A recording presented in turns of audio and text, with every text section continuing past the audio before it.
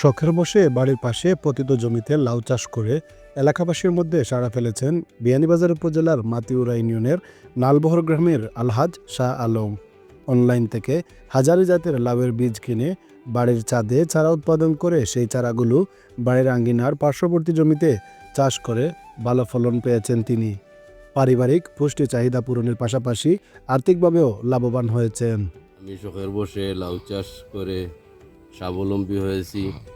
আমি 2 বছর আগে এরকম একবার চাষ করেছিলাম, পরবর্তীতে সামাজিক কাজকর্মের জন্য করে ওঠা যায়নি।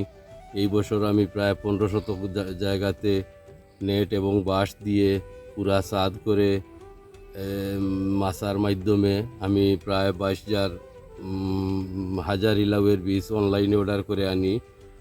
প্রায় 1.5 মাস থেকে এর পরিচর্যা করে বর্তমানে আমি 1-2 দিন পর পর প্রায় 30-40টা করে ফসল কাটতে পেরেছি। আমি শখের বসে এটা করছি, পরিবারের চাহিদা মেটানোর পাশাপাশি আত্মীয় স্বজন বন্ধুবান্ধবদের দিতে পেরে আমি অনেক আনন্দিত হয়েছি। শাহ আলম জানান, লাউ চাষ অত্যন্ত লাভজনক।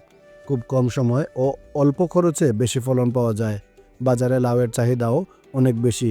প্রায় 15 শতক জমিতে মাচা তৈরি, বেড়া নির্মাণ, নেট তৈরি, শ্রমিকের মজুরি, বীজ ক্রয়, চারা উৎপাদন ও চারা লাগানো সহ প্রায় 15 থেকে 20,000 টাকা খরচ হয়েছে তার। এখন প্রতি সপ্তাহে 2 থেকে 3 বার ক্ষেত থেকে লাউ তুলছেন তিনি। সবজির বাজার দর নিম্নমুখী হলেও কৃষক শাহ আলম আশা করছেন মৌসুম শেষ হওয়ার আগে আরও মাসখানেক সময় ক্ষেত থেকে ফলন করে তুলতে পারবেন। পরিচর্যা মূলত নিজে থেকে করলে প্রচুর তেমন একটা খরচ আসে না। জৈব সার দিয়েই আমি শুরু করেছি, বেশিরভাগই জৈব সারের মাধ্যমে এবং নিজস্ব পরিচর্যার মাধ্যমে। ফার্স্ট টাইম কিছু লেবার খাটিয়ে মাচা তৈরি করে আমার প্রায় 15,000 টাকা খরচ হয়েছে। ইতিমধ্যে সবজির বাজার দর কমের বাদেও আমার খরচটা বের হয়েছে, পাশাপাশি আত্মীয় স্বজন বন্ধু বান্ধবদের দিতে পেরে আমি আনন্দিত। বেকারত্বে ভুগতে থাকা যুবকরা চাইলেই বাড়ির পাশের পতিত জমিতে বিভিন্ন জাতের শাকসবজি চাষ করে পারিবারিক পুষ্টি চাহিদা পূরণ সহ আর্থিকভাবে সচ্ছলতা অর্জন করতে পারবে বলে মনে করছেন তিনি।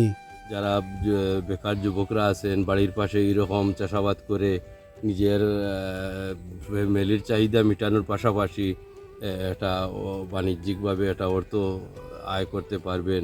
সবাই যেন এইরকম করে এই উদ্যোগ নিয়েই আমার মূলত এটা করা। কৃষক শাহ আলম লাউ চাষে জৈব সারের সঙ্গে সামান্য পরিমাণ রাসায়নিক সার ব্যবহার করেছেন। তার এই সফলতা দেখে অন্য সবজি চাষিরাও লাউ চাষে আগ্রহী হয়ে উঠবেন, এমনটাই প্রত্যাশা সংশ্লিষ্টদের। Shahidul Islam Saju, desk report, the Local Times.